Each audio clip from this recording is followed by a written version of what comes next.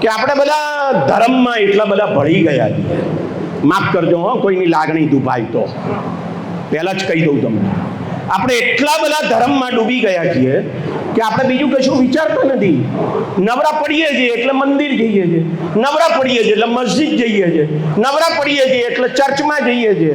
આખો દાડો ભગવાન, અલ્લાહ, ગોડ આ સિવાય બીજું કંઈ ઉઠતું નથી આપણને, અને આપણે ભજન ગાયા જ કરીએ. હવે નવરાત્રિ આવે છે એટલે એ 9 દાડા ભજન, બીજું કંઈ આવડતું જ નથી. આપણે જુઓ, તમને આ ધર્મ છે ને એ દારૂ છે, તમને નશો ચડાવે છે, બીજું કશું વિચારવાનું નહીં.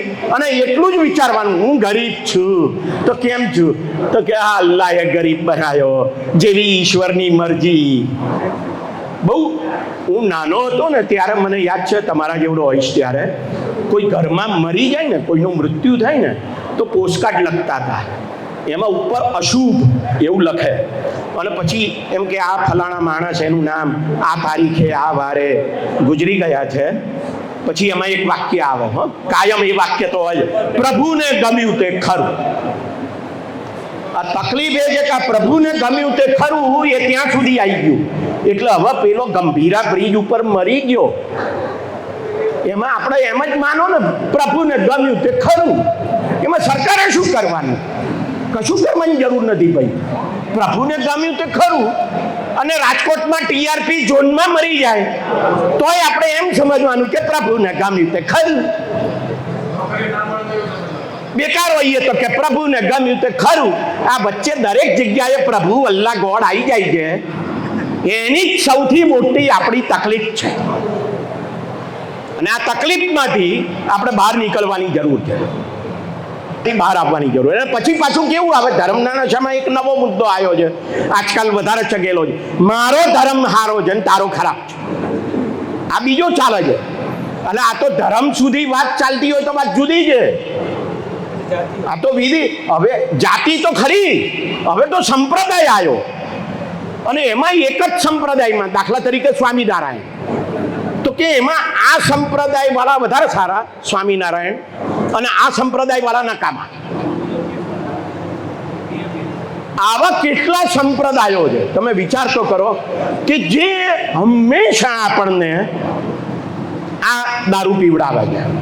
તમને ખબર છે, બહુ થોડા વખત પહેલા અહીંયા એસજી હાઈવે ઉપર પેલું કયું ગામ, ભાડજ પાસે પેલો પ્રમુખ સ્વામી મહારાજનો ઉત્સવ થયેલો ને, 1 મહિનો ઉત્સવ થયેલો, બરાબર. આ ઉત્સવ પત્યો પછી છાપામાં આંકડો આવ્યો. શું આંકડો આવ્યો મને બરાબર યાદ છે, આવું બધું મને યાદ રહે છે. છાપામાં આંકડો આવ્યો, 30 લાખ લોકોએ એમ કે આ મહોત્સવની મુલાકાત લીધેલી. પછી થોડા જ દાડા પછી, અઠવાડિયા 10 દિવસમાં હું ગાંધી આશ્રમ ગયેલો કંઈક કામથી. એટલે ત્યાંના જે ડાયરેક્ટર છે, મારા મિત્ર છે, એટલે એમને મેં પૂછ્યું, બરાબર, આપણો અતુલ પંડ્યા, એને મેં પૂછ્યું કે આ ગાંધી આશ્રમની મુલાકાત લેવા માટે આખા વર્ષમાં કેટલા લોકો આવે છે લગભગ, આંકડો શું કહે છે? તો કે સાહેબ 3-3.5 લાખ આવે છે. ગાંધી આશ્રમની મુલાકાત લેવા આખા વર્ષમાં 3-3.5 લાખ, અને 1 મહિનામાં પ્રમુખ સ્વામી નગરની મુલાકાત લેવા 30 લાખ. અને શું શીખ્યા ત્યાંથી? શીખ્યા શું શીખવા મળે છે તમને? કશું જ નહીં. એનાથી ઊંધું શીખવા મળે છે તમને કે અમે જે કહીએ ને, અમે એટલે શું, પેલા ભગવાધારી સાધુઓ, એ જે કહે તે બધું સાચું, એ તમને શીખવા મળે છે ત્યાં. ગાંધીના પુતળે તમને એવું કહેવાનું કોઈ નથી. ગાંધી પોતે એવું કહેતો નથી કે હું કહું એ સાચું. આ ગાંધી છે, આ ગાંધીની તાકાત છે. દુનિયાના 80 દેશોમાં ગાંધીના પુતળા છે, 80 દેશોમાં. એ કેમ છે? પેલો અમેરિકાનો એક પ્રેસિડેન્ટ હતો, બરાક ઓબામા, જેને આપણા ભાઈ માય ડિયર બરાક કહેતા હતા ને, એની વાત કરું છું. એ બરાક ઓબામા પ્રેસિડેન્ટ થયા, અઠવાડિયા 10 દિવસ પછી એને એક પત્રકાર ગયો એની પાસે એની મુલાકાત લેવા માટે. એ મુલાકાત અમદાવાદના આપણા છાપામાં, ટાઈમ્સ ઓફ ઇન્ડિયામાં છપાઈ હતી. એટલે મેં વાંચી. તો પેલો પત્રકાર છે તે બરાક ઓબામાને પૂછે છે કે તમને કોઈક મહાન માણસ સાથે ડિનર લેવાનું હોય, સાંજનું ભોજન લેવાનું હોય, તો તમે કયા માણસને પસંદ કરો કે જેની સાથે મહાન માણસ? બરાબર. બરાક હુસેન ઓબામા એ પહેલા મુસલમાન હતા, પછી એ ખ્રિસ્તી થયા. પણ એમને આવો સવાલ પૂછનાર જે માણસ છે એ આવું પૂછે છે ત્યારે એ નથી મોહમ્મદ પૈગંબરનું નામ દેતા, નથી ઈસુ ખ્રિસ્તનું નામ દેતા, પણ એ કહે છે કે હું મહાત્મા ગાંધી સાથે સાંજનું ભોજન લઉં. તો એવું શું છે આ ગાંધીમાં કે જે આ બરાક ઓબામાને આકર્ષે છે? એવું શું છે કે જે 80 દેશોમાં આ ગાંધીથી આકર્ષિત થનારા લોકો છે? અને એ છે ગાંધીનો અન્યાય સામેનો અહિંસક પ્રતિકાર. ગાંધીએ જે આપણને શીખવ્યું, દુનિયાને શીખવ્યું, જુઓ યાદ રાખો. હા, ભગવાન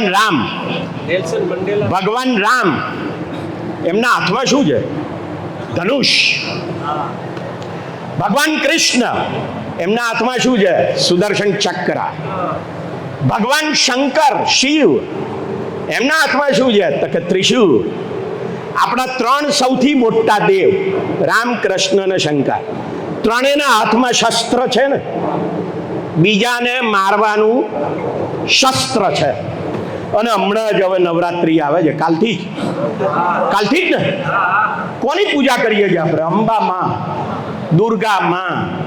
આ બધી દેવ દેવીઓ જેના હાથ ઓછામાં ઓછા 6, 7, 8 છે, અને એમાંથી 4-5 હાથમાં કોક ને કોક શસ્ત્ર છે. હિન્દુઓની મોટે ભાગે 2 દેવીઓ એવી છે જેમના હાથમાં મારવાનું શસ્ત્ર નથી. એક લક્ષ્મી અને બીજી સરસ્વતી. આ 2 દેવીઓ સિવાય મોટા ભાગની દેવીઓના હાથમાં શસ્ત્રો. આપણા 3 મોટા મહાદેવો શંકર, રામ અને કૃષ્ણ, ત્રણેયના હાથમાં શસ્ત્રો. બરાબર. મહાત્મા ગાંધી માનવ જાતના, માત્ર હિન્દુઓના નહીં, માનવ જાતના ઇતિહાસમાં પહેલો એવો માણસ છે કે જેના હાથમાં ઉત્પાદનનું શસ્ત્ર છે, રેડિયો. આ સમજવાની જરૂર છે. ઉત્પાદન એટલે શું? રોજગારી મળે, ઉત્પાદન થાય, આવક થાય, માણસ શાંતિથી જીવે, એનું શસ્ત્ર છે, બીજાને મારવાનું નહીં. આ ગાંધી છે. ગાંધી વિશે બહુ વાતો થઈ શકે, હું અત્યારે વાત નથી કરતો, પણ ગાંધી, નહેરુ, આંબેડકર અને સરદાર પટેલ જે મૂલ્યો માટે જીવ્યા, જે મૂલ્યો માટે મર્યા, માત્ર જીવ્યા નહીં, મર્યા,